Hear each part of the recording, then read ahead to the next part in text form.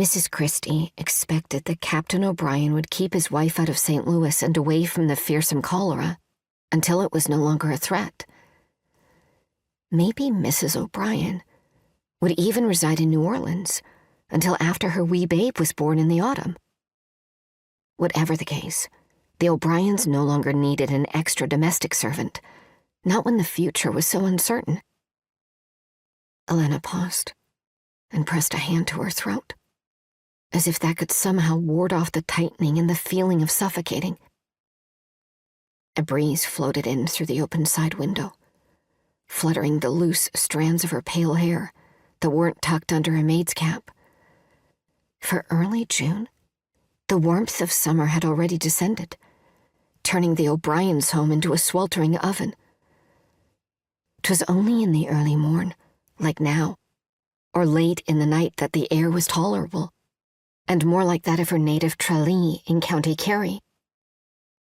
She closed her eyes and envisioned the rugged, rocky coastline, the warm sand on the beach, squishing between her toes, the salty ocean breeze caressing her face, the rhythmic waves crashing onto the shore. Heat stung behind her eyes. Ugh, if only she'd never come to America. Maybe then her younger brother would still be living.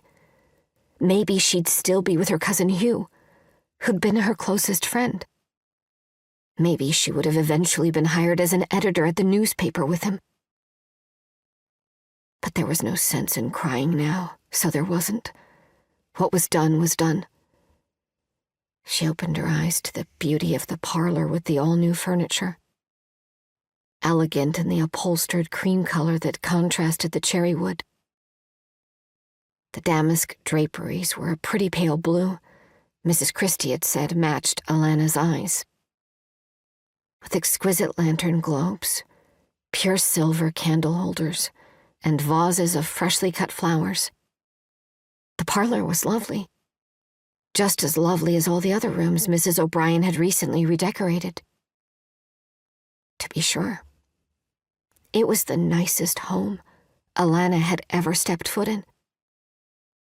'Twas a shame the job hadn't lasted more than 6 weeks.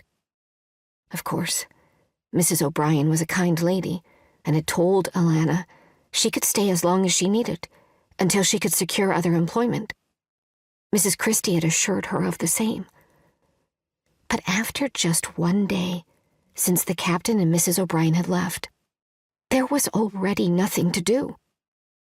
Besides, Alannah couldn't live on charity. She'd had to do that enough over the past couple of years before leaving Ireland, and she loathed the prospect of being beholden to anyone ever again. The simple fact was, she had to find another job right away, preferably one as a domestic. Then she'd have a new place to live and plenty to keep her busy.